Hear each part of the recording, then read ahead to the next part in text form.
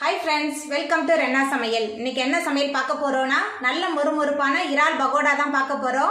இந்த இறால் பகோடா வீட்ல உள்ள எல்லாரும் விரும்பி சாப்பிடுவாங்க. ரச சாதம் சாம்பார் சாதத்துக்குலாம் தொட்டு சாப்பிடுறதுக்கு ரொம்ப சுவையா இருக்கும். குழந்தைகளுக்கு இந்த மாதிரி இறால் பகோடாலாம் செஞ்சு கொடுத்தா குழந்தைங்க வேண்டான்னு சொல்ல மாட்டாங்க. அந்த அளவுக்கு ரொம்ப சுவையா இருக்கும். எளிமையான முறையில் ரொம்ப சுவையா செய்யக்கூடிய இந்த இறால் பகோடாவை எப்படி செய்யறதுன்னு வாங்க பார்த்துடலாம்.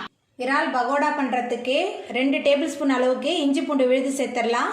இஞ்சி பூண்டு விழுது சேர்த்துட்டு இந்த இறாலோட சேர்த்து நல்லா பிசைஞ்சிக்கணும். அப்போ தான் இறாலில் உள்ள அந்த வாடை இல்லாமல் இருக்கும்.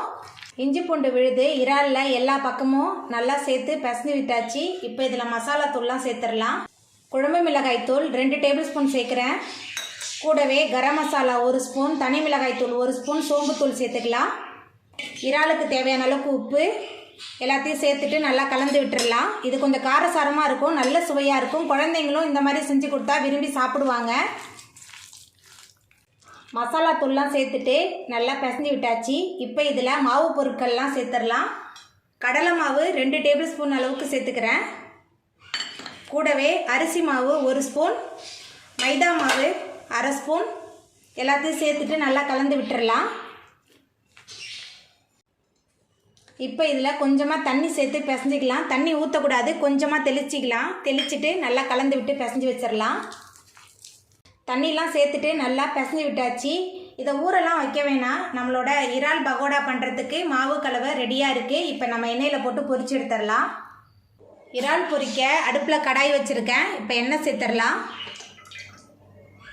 இறால் பகோடா பண்ணுறதுக்கு எண்ணெய் சூடாயிட்டு இப்போ நம்ம ரெடி பண்ணி வச்சுருக்கிற கலவையிலேருந்து கொஞ்சம் கொஞ்சமாக எடுத்து எண்ணெயில் விட்டுடலாம்.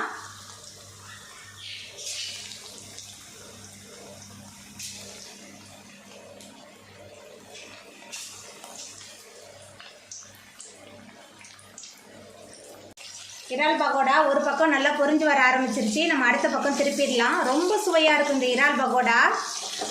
2 பக்கமுமே நல்லா வெந்து வரட்டும். இறால் பகோடா 2 பக்கமே நல்லா பொரிஞ்சு வந்துருச்சு. இப்போ நம்ம இதை எடுத்துடலாம். பொரியும் போதே நல்லா கமன் வாசனையாக இருக்குது. பாருங்கள் எவ்வளோ கலர்ஃபுல்லாக அழகாக இருக்குன்னு சொல்லிட்டு இதே மாதிரியே போட்டு நம்ம எல்லாத்தையும் பொரிச்சு எடுத்துக்கலாம். அவ்வளோதாங்க, ரொம்ப சுவையான மொறுமொறுப்பான இறால் பகோடா சூப்பராக ரெடி ஆகிட்டு. இந்த சுவையான இறால் பகோடாவை நீங்களும் உங்கள் வீட்டில் செஞ்சு பாருங்கள்.